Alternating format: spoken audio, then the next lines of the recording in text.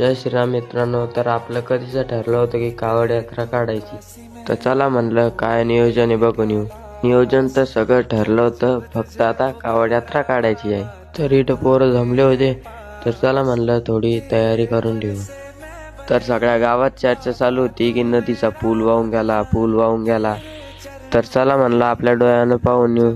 तर इथं दुसरंच काही वाहून चाललं होतं. तर जा एक शॉट बघून.